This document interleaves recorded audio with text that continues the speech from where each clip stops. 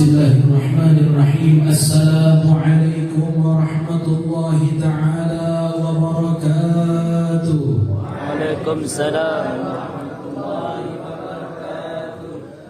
Alhamdulillahilladzi anara al-wujuda bi tal'ati khairil bariyah. Wassalatu wassalamu ala sayyidina Muhammadin miftahi babi rahmatillah wa ala alihi wa sahbihi ahli wal karamah. Rabbi shrah li sadri wa yassir li amri wahlul 'uqdatam min lisani yafqahu qawli. Amin.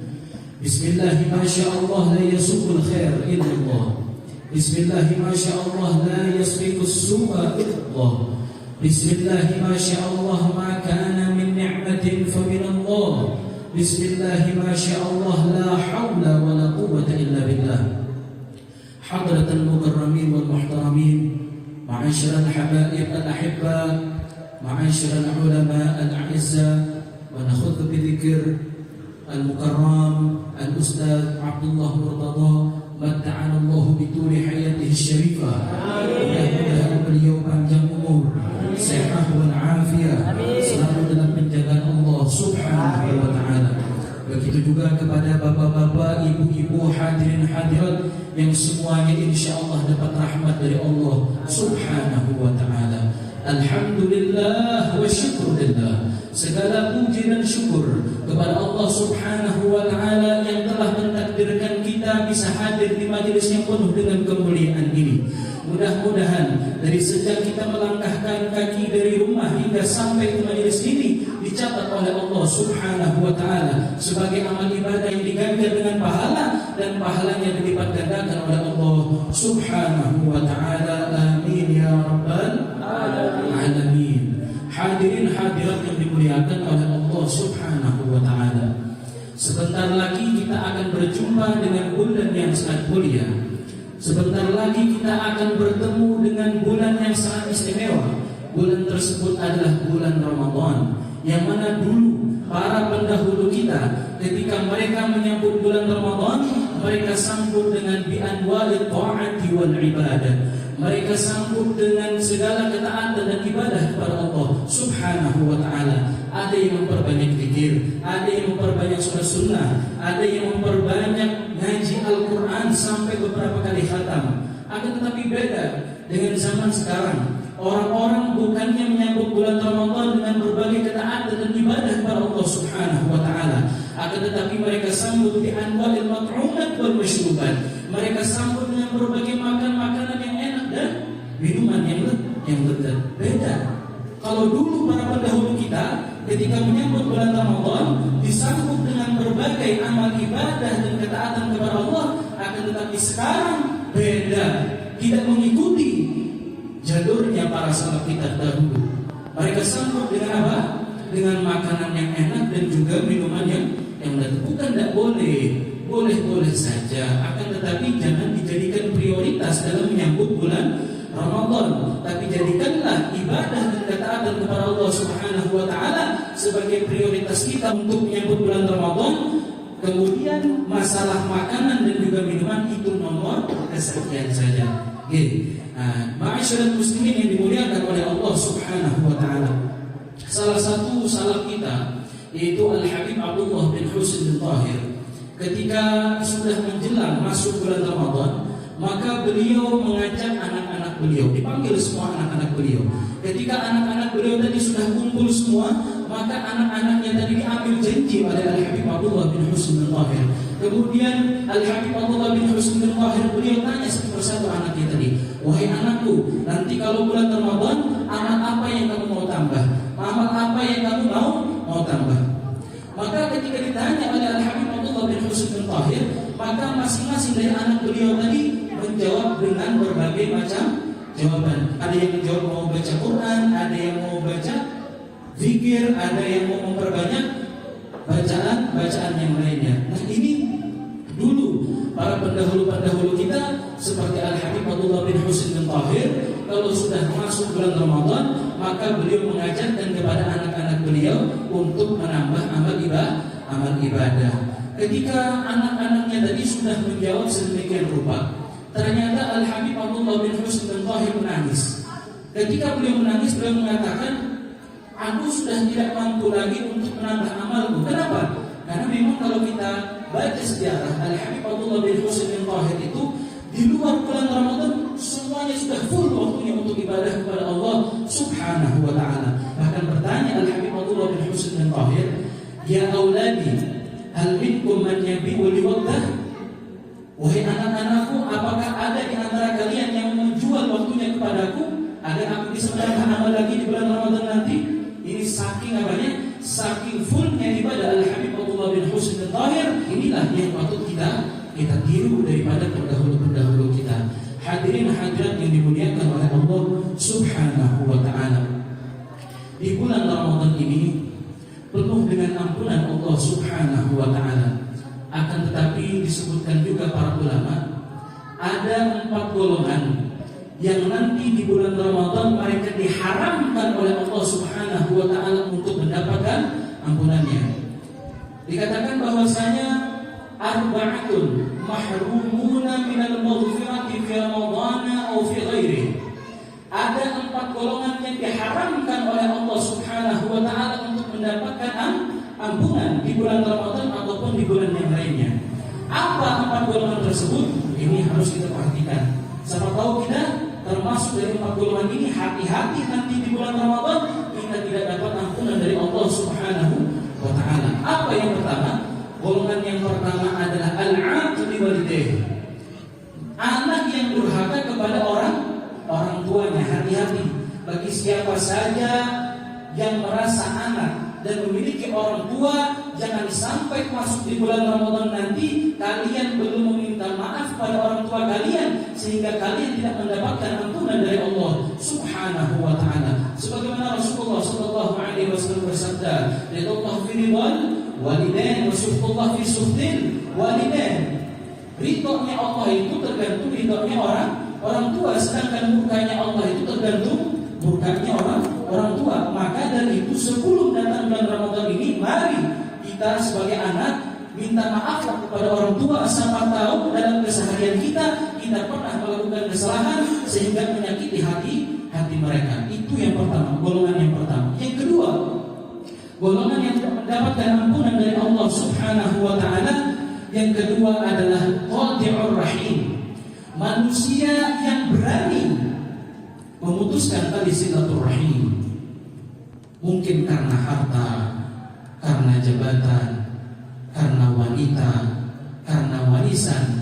Saudara yang asalnya baik kemudian dilanda masalah harta warisan sehingga berani berkelahi, bertengkar sampai memutuskan tali silaturahim. Maka nanti kalau di bulan Ramadan, walaupun mereka ibadah sampai batoknya itu irung, tetap dia tidak diampuni oleh Allah Subhanahu wa ta'ala. Itu yang kedua.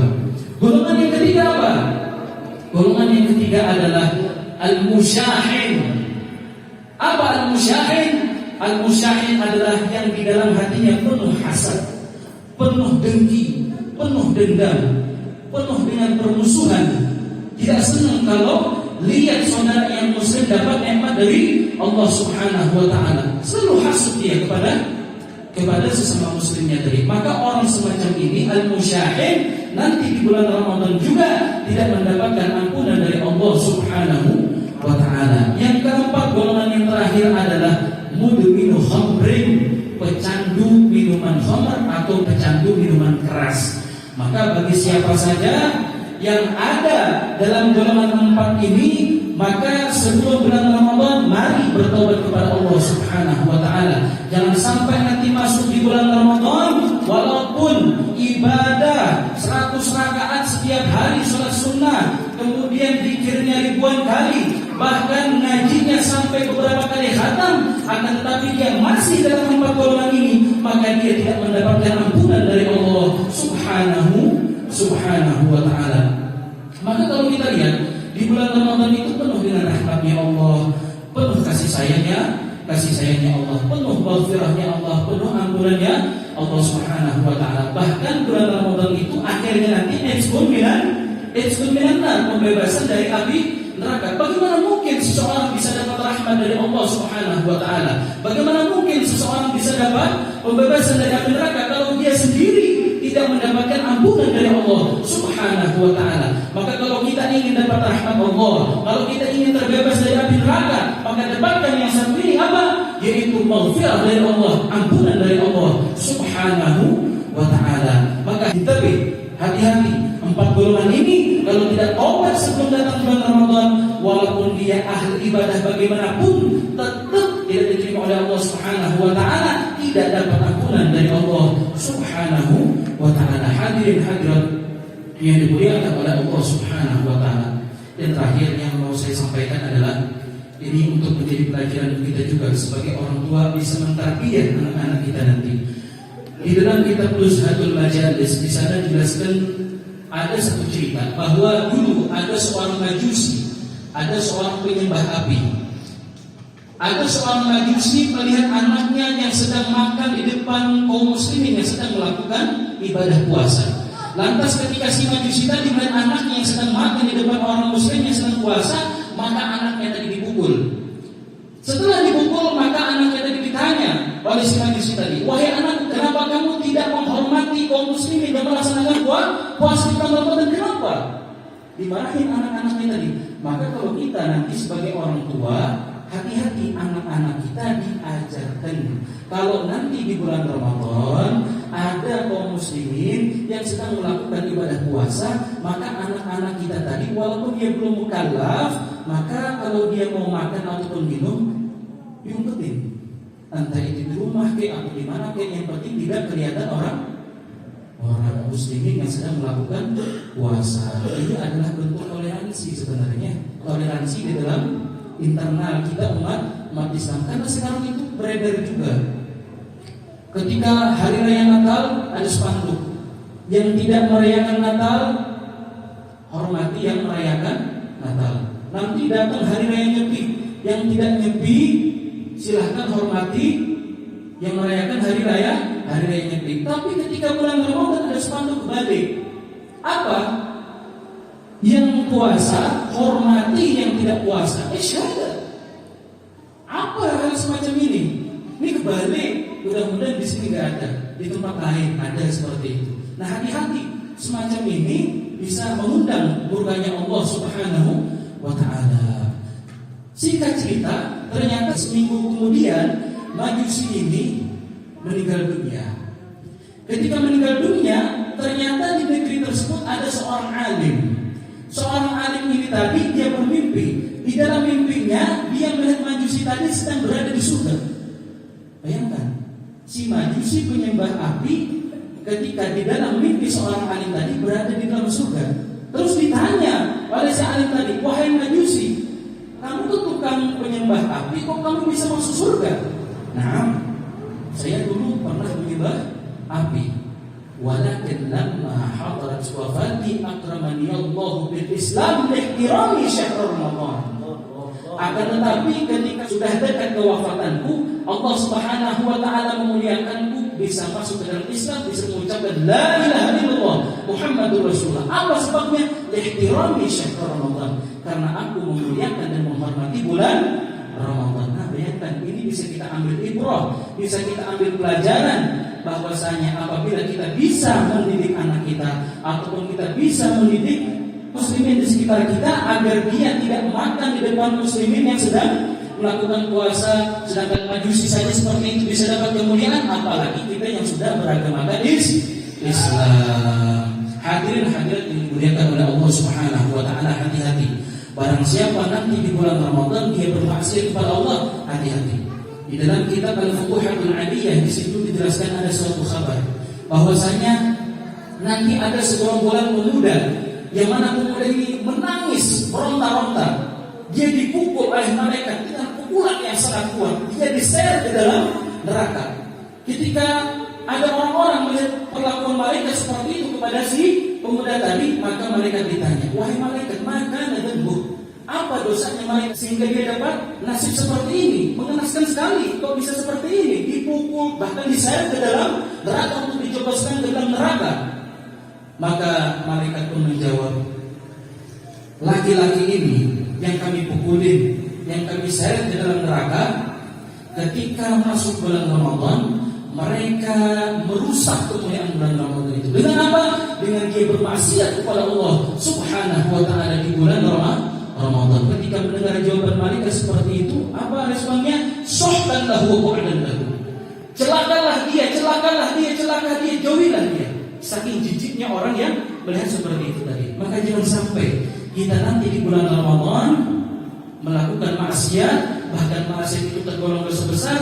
Hati-hati, nanti kita bisa termasuk dari golongan pemuda yang menangis, yang dipukulin sama malaikat dan juga diseret ke dalam neraka. Bahkan itu kalau tidak salah di dalam kitab Al-Majid Susaniyah, barang siapa nanti di bulan Ramadan dia tidak bisa menghormati bulan Ramadan, dia cacatkan bulan Ramadan itu dengan segala kerusakan yang dia lakukan dengan bermaksiat kepada Allah, maka Rasulullah mengatakan ana bari'un minhu, aku berlepas dari dia.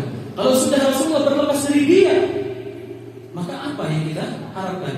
Salat kita, zakat kita, puasa kita, sedekah kita, ibadah yang lainnya, apa sudah ikhlas? Penuh dengan riya, sum'ah dan lain sebagainya. Apa harapan kita kalau bukan Rasulullah yang menolong kita nanti di hari kiamat?